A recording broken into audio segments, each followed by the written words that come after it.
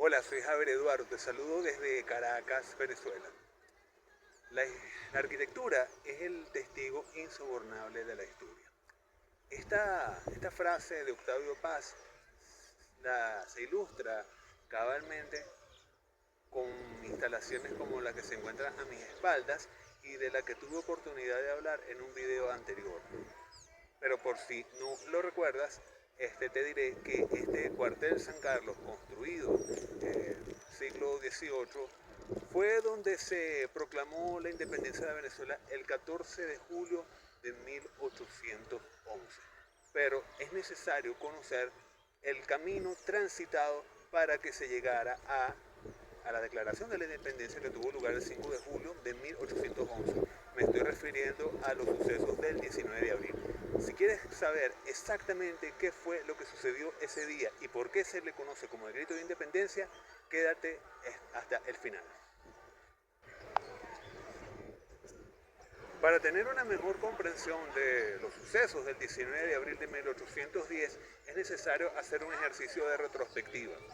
Y es que a nivel internacional, Europa estaba atravesando por una situación muy convulsionada en virtud de los acontecimientos que desembocaron en la Revolución Francesa, la cual destronó a la monarquía, acabó con la monarquía y estableció la segunda república liberal de la historia, después de los acontecimientos que terminaron con la independencia de los Estados Unidos. Ahora bien, los gobiernos que se sucedieron luego de la Revolución Francesa no lograron crear una industria similar a la que sí se produjo en Inglaterra luego de su revolución industrial. Es decir, las distintas formas de gobierno fracasaron y por supuesto muchas personas fueron ejecutadas, centenares de personas en la guillotina. Ahora, también hay que recordar que frente a este clima de terror generado por los gobiernos como la convención, este clima, repito, de caos se puso fin luego del golpe perpetrado el 18 brumario de 1799, algo así como el 19 de noviembre o diciembre. Ese golpe fue perpetrado por un general de origen corso llamado Napoleón Bonaparte, quien se destacó en las guerras que tuvo la Francia revolucionaria contra otras monarquías europeas como la austríaca y como la prusiana. Es decir, en Europa había un temor por las ideas de la Revolución Francesa y también por el fracaso que se generó tras el triunfo de dicha revolución y los acontecimientos violentos. Ahora bien, Napoleón Bonaparte, amparándose en los triunfos que obtuvo en dichas guerras, estableció una forma de gobierno que fue conocida como el consulado, siendo él, por tanto, el primer cónsul. Este consulado se puso fin luego de su proclamación como emperador, de modo pues que Francia volvió a un gobierno monárquico, esta vez con carácter imperial. De hecho, la política expansionista de Napoleón abarcó casi toda Europa, incluso llegó a Egipto. En lo interno, Napoleón Bonaparte hizo una serie de reformas e instauró el Código Civil, cuya influencia ha trascendido hasta nuestros días. Ahora bien, la idea de Napoleón era precisamente enfrentar a su mayor rival, que era Inglaterra, la cual sí había tenido éxito en su revolución industrial. Y la idea, por supuesto, de Inglaterra como potencia imperial era la de expandir, de hacer comercio con Europa y tener, por supuesto, incidencias en los territorios de ultramar de otras potencias como Francia, España, ¿okay? También otra gran enemiga, ¿okay? En virtud de que fue tanto Francia como España las responsables o sea, las que brindaron ayuda a los colonos estadounidenses para separar las 13 colonias de Inglaterra y proclamar así los llamados Estados Unidos de América. Lógicamente, España no se salvó de esta política expansionista. ¿Por qué? Porque una vez que Inglaterra le fue impuesto un bloqueo por parte de Napoleón en el Canal de la Mancha para conversar con el resto de Europa, Inglaterra decidió establecer una vía marítima llegando a Portugal, que también era un aliado importante de Inglaterra. Sin embargo, Portugal fue invadido por Napoleón, pero para ello tenía que atravesar España. Y aquí es donde se pone buena la cosa, como quien dice, pues en España también existía una grave crisis política, económica, social, ya que quien estaba reinando era Carlos IV, un monarca timorato, irresoluto, dominado por su mujer, inclusive él estaba siendo dominado por el amante de esta, que fue el ministro Godoy. Por otra parte, hay que destacar que Fernando VII quería ser rey de España, cosa que logró luego de los acontecimientos conocidos como el motín de Aranjuez.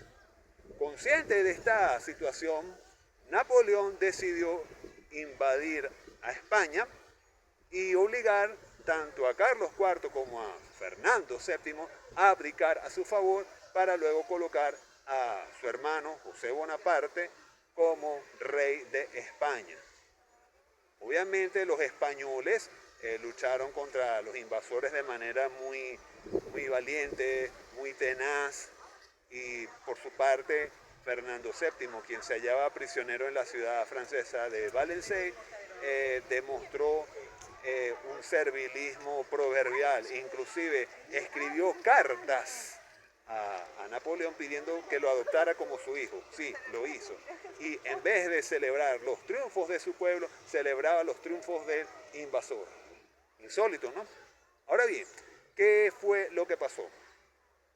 Estos hechos tuvieron una profunda conmoción en las colonias de América, las colonias españolas de América, los territorios de ultramar, y Caracas, la Capitanía General de Venezuela, no fue ajena a esto. Para la época, la Capitanía General de Venezuela había alcanzado cierto desarrollo económico, cierto desarrollo político. Además, al igual que también que otras ciudades españolas, se decidió formar una Junta Suprema Conservadora de los derechos de los Fernando VII, como se había hecho en Sevilla, que era digamos, el último bastión de resistencia, es decir, la ciudad donde las tropas españolas no habían llegado. ¿Para qué se formaron esas juntas conservadoras?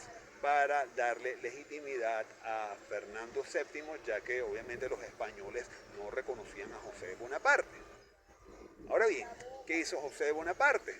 Decidió sustituir la Junta Conservadora de Sevilla por el llamado Consejo de Regencia. Estas noticias, repito, llegaron a Venezuela y por supuesto el barco francés Le Sarpent daba información acerca de esta situación. Y quien tradujo esos documentos en francés fue Andrés Bello, que había sido para esa época un importante funcionario de la Capitanía General de Venezuela, cuya cabeza era Juan de Casas. Ahora, ¿qué es lo que ocurre? El mantuanaje, es decir, el sector económicamente poderoso, descendiente de conquistadores, tenía cierta influencia política, pero era muy limitada. Era la de los cabildos, que si bien era una institución democrática, lo cierto es que los cargos en el cabildo eran vendibles y quienes tenían la posibilidad de obtener esos cargos eran precisamente los blancos criollos, pero ellos no se conformaban con tener participación en el cabildo, sino que querían tener un poder político mayor, de mayor rango, como si lo tenían los españoles nacidos precisamente en la península ibérica.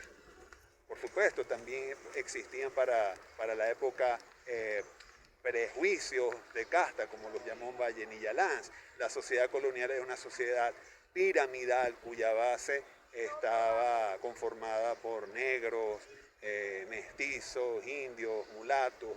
Es decir, para ellos era prácticamente imposible tener participación en el cabildo. Ahora, son pocos los casos en los que hubo, pero lo cierto es que los prejuicios existían, eso está históricamente demostrado. También hay que recordar que luego de esa idea por parte de los mantuanos de participar en una junta conservadora de los derechos de Fernando VII, produjo la llamada conjura de los mantuanos, la cual fracasó. La idea de esta conjura era presionar a capitán general Juan de Casas para que instalara dicha junta, pero que estuviese conformada por ellos. Dicha conjura, repito, fracasó y sus responsables fueron confinados en sus haciendas, cosa que logró hacer el sustituto de Juan de Casas, que fue Vicente de Emparan, que fue designado en España, pero por el Consejo de Regencia. Ya anteriormente, en la Capitanía General de Venezuela se habían producido hechos que, si bien no pueden ser considerados pro-independentistas, no es menos cierto que reflejaban un malestar en la sociedad colonial. Hechos como la rebelión del canario Juan Francisco de León contra la compañía guipuzcoana, la rebelión del Sambo Andresote, la rebelión del Sambo Chirino, la rebelión de Manuel Guali y José María España, la primera rebelión que tenía un programa serio, tenía un carácter ideológico, y por supuesto las expediciones de Francisco de Miranda en 1806. Ahora bien, Vicente de Emparan había sido invitado para una reunión en el Cabildo, pese a que él no la había convocado, pero aún así prefirió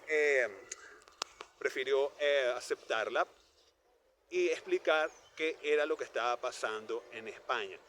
España estaba perdida. ¿Cuál era la situación de la Capitanía General de Venezuela? Emparan explicó de manera divagante lo que ocurría en España y dijo que España no está perdida. Es necesario ciertamente establecer una junta, pero España no está perdida.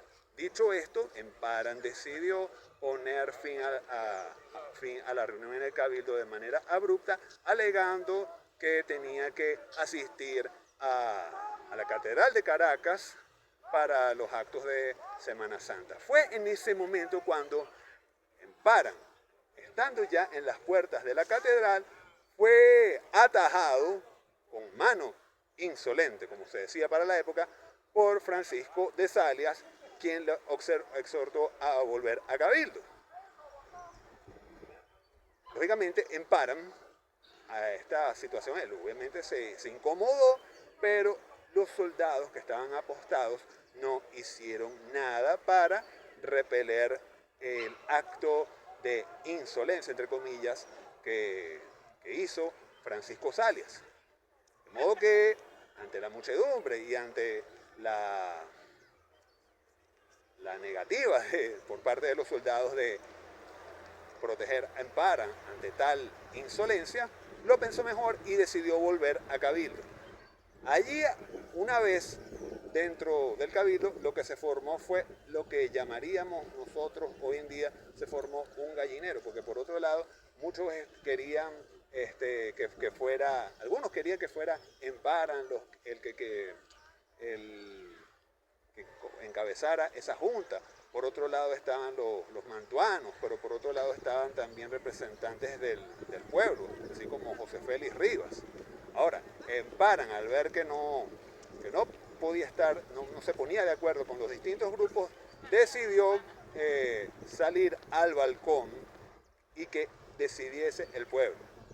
Si no fuera por la actuación oportuna del padre Madariaga, la historia hubiera sido otra, porque Vicente Paran, al salir al balcón preguntándole a la muchedumbre si estaban contentos con su mando, Madariaga, que se encontraba a sus espaldas, hizo señas a la muchedumbre diciendo que no estaban contentos, lo que efectivamente ocurrió. De modo pues que Vicente Paran, en un acto de honorabilidad, de dignidad, y ahí sí es verdad que me quito el sombrero, respondió: si ustedes no me quieren, yo tampoco quiero mando. Y ahí terminó todo. Ahora bien, en el acta del 19 de abril, una vez ya destituido en Paran de la Capitanía General de Venezuela, se conformó la Junta Suprema Conservadora de los Derechos de Fernando VII. Es decir, nos quedamos sin capitán general, sino que esa Junta Suprema fue la que asumió la dirección de la Capitanía General. Ahora, tú te preguntarás, ¿por qué el 19 de abril de 1810 se considera el primer grito de independencia? Porque al ver el acta, la Capitanía General de Venezuela forma parte del territorio español, reconoce a Fernando VII como rey de España y, por supuesto, España no solamente era la península, sino también los territorios de ultramar. Fue un paso necesario porque esa misma Junta Conservadora de los Derechos de Fernando VII fue la que convocó al Congreso de 1811, que declaró la independencia. Ese Congreso se instaló el 2 de marzo y asistieron representantes de las juntas que luego se conformaron tras los sucesos del 19 de abril, que terminaron con la destitución del capitán general Vicente de Paran. Juntas como las de Barcelona, Cumaná, Margarita, Mérida, Trujillo, y que, por supuesto, reunidas en el Congreso de 1811, declararon la independencia el 5 de julio de 1811. Y sí, el 19 de abril fue nuestro primer grito de independencia. Y no es por casualidad que una de las estrofas del himno nacional dice: y si el despotismo levanta la voz, seguid el ejemplo que Caracas dio. Si te gustó este video, te invito a que te suscribas a mi canal de YouTube. Dale click al botón de suscribirse, activa la campanita, espero tus comentarios. Es totalmente gratis y créeme, tu suscripción me va a ayudar mucho para seguir publicando contenido para ti.